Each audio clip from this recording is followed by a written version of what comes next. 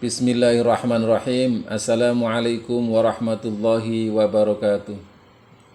Saudaraku, patut kita bersyukur kepada Allah Subhanahu Ta'ala.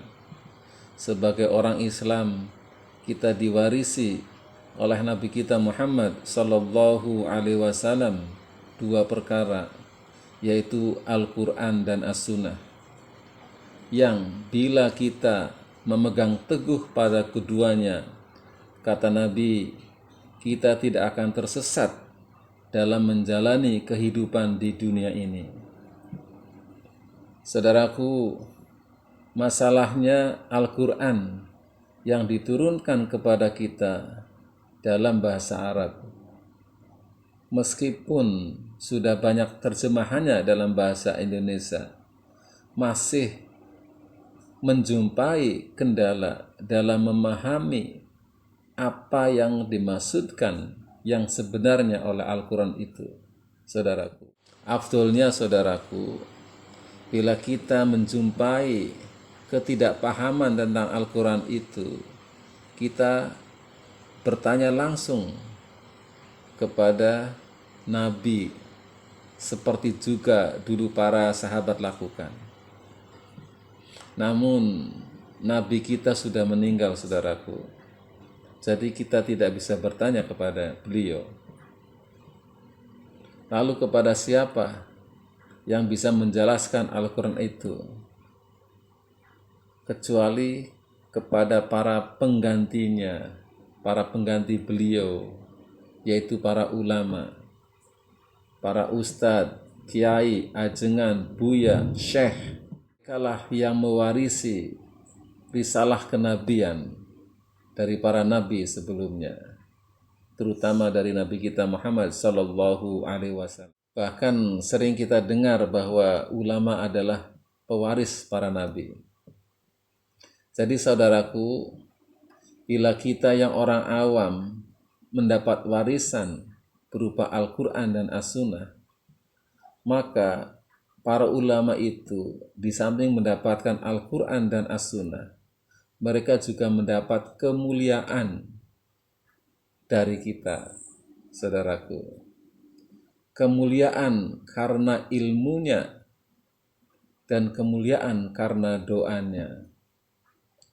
Saudaraku, masih ingat kisah Sa'labah?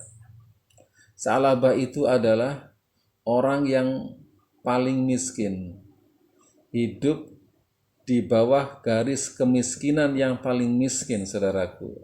Lebih miskin dari kita. Bahkan untuk sholat saja, dia harus bergantian kain dengan istrinya. Alhamdulillah kita tidak lakukan itu, saudaraku. Nabi kemudian mendoakan Sa'labah. Akhirnya dia menjadi kaya, saudara. Itulah doa dari saudaraku. Doa itulah yang juga diwariskan kepada para ulama.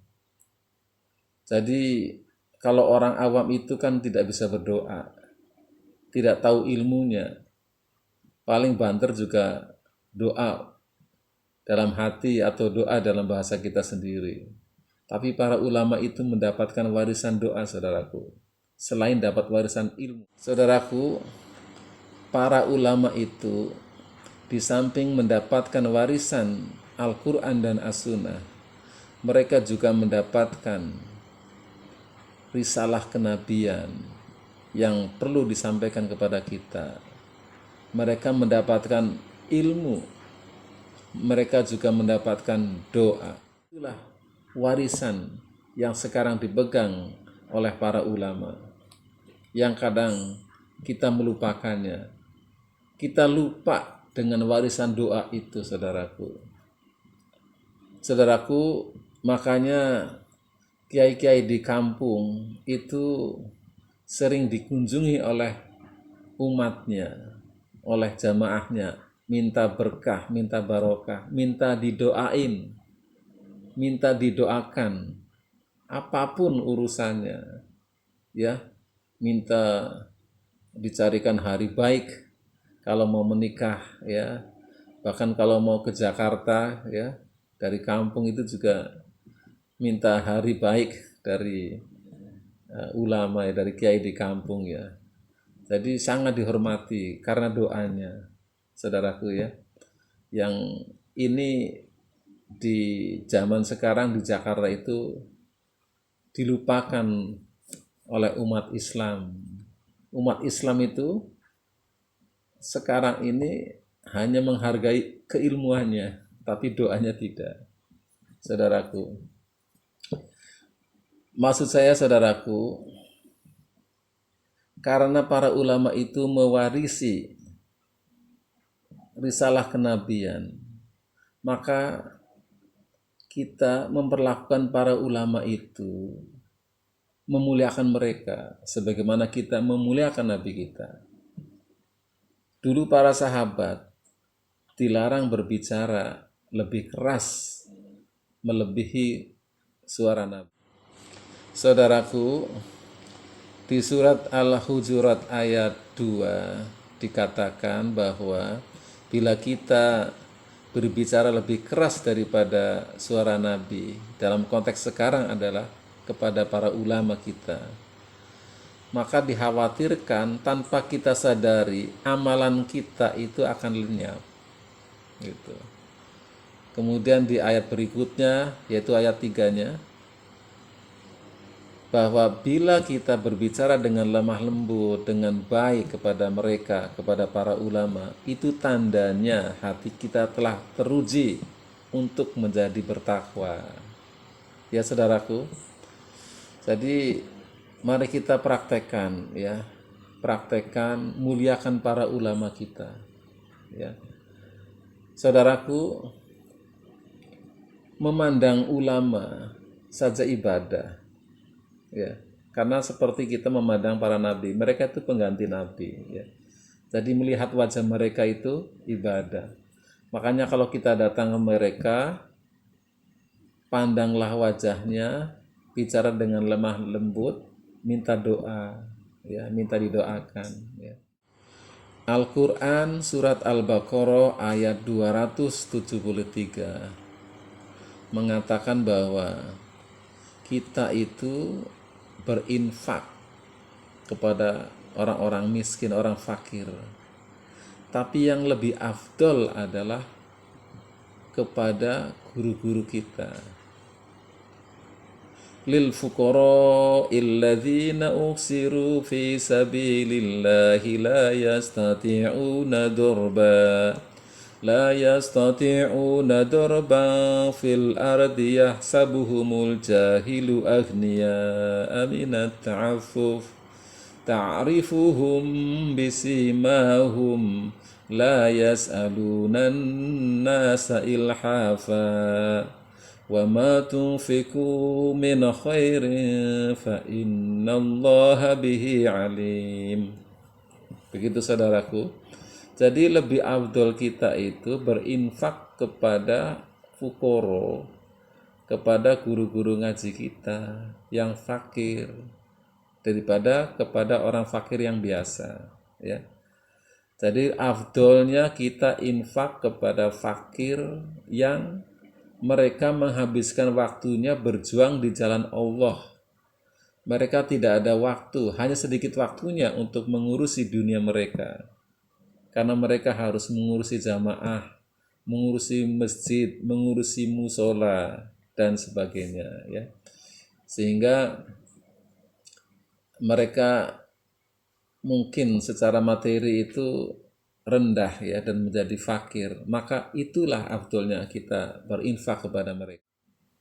Saudaraku, orang-orang yang nggak ngerti, para imam itu disangkanya orang kaya karena mereka tidak meminta, tidak minta-minta, karena mereka menjaga martabat mereka, ya.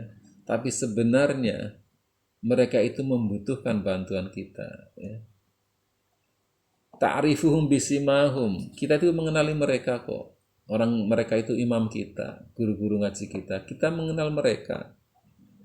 Harian mereka, ya. Saudaraku, kita perlu memuliakan para imam kita, para guru-guru kita, terutama yang ada di kampung-kampung, di pelosok-pelosok, yang di daerah yang miskin ya, yang kadang-kadang tidak diperhatikan.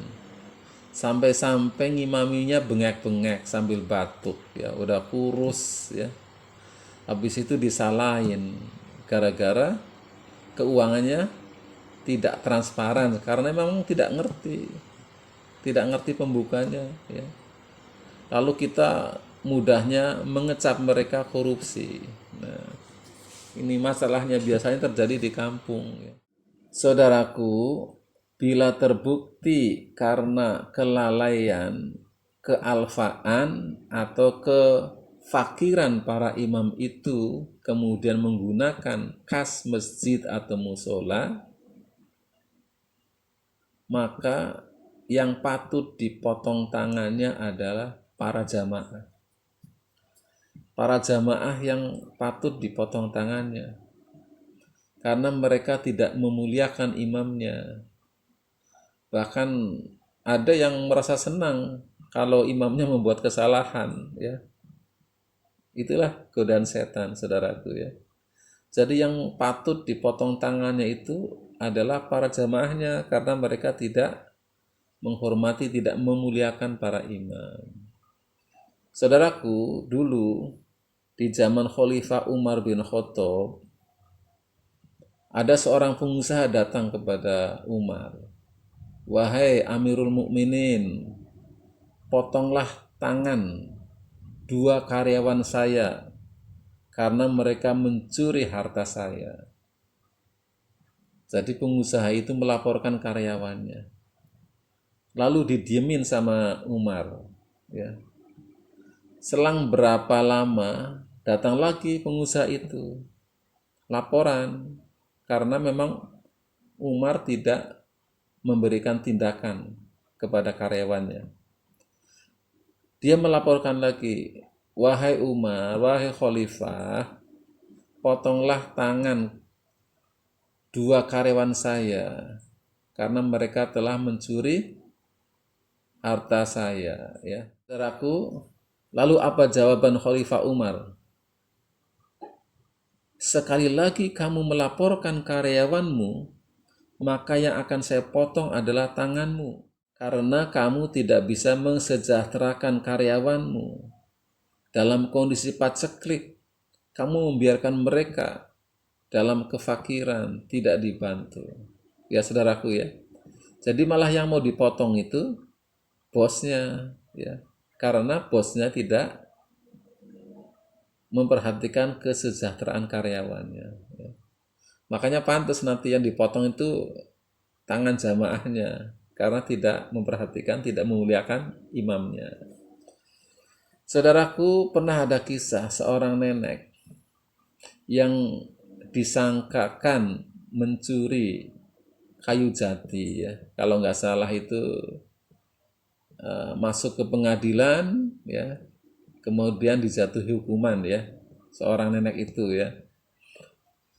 Kalau hukum Islam yang diterapkan, saudaraku, yang dijatuhi hukuman itu adalah manajer dari pemilik hutan itu, kalau nggak salah perhutani. Jadi manajer perhutani yang harus dipotong tangannya, karena dia lalai mensejahterakan penduduk sekitar yang kurang mampu. CSR-nya itu tidak berjalan. CSR, CSR, Corporate Social Responsibility. Ya. Jadi CSR-nya itu tidak berjalan, tidak bisa mensejahterakan warga miskin di sekitar hutan. Maka harusnya yang dipotong tangannya itu adalah manajernya, bukan nenek tua itu, saudaraku. Kalau hukum Islam yang diterapkan, saudaraku, kita itu gampang memuliakan ya, para pejabat, ya. Bahkan kita tidak segan untuk menyogok agar urusannya lancar, ya. Mungkin kita nyogok kepala desa, nyogok sana sini ya, biar lancar ya. Padahal itu ujungnya ke neraka. Jadi masuk neraka saja harus nyogok ya. Tapi kenapa kita nggak nyogok para imam itu? Berinfak kepada mereka, sogok biar kita masuk surga ya. Sogoklah. Kalau mau nyogok silakan biar masuk surga. Sogok para imam, para guru-guru TPQ itu diperhatikan ya, terutama di daerah-daerah terpencil gitu ya. Jadi mari kita muliakan ya guru-guru kita, saudaraku ya.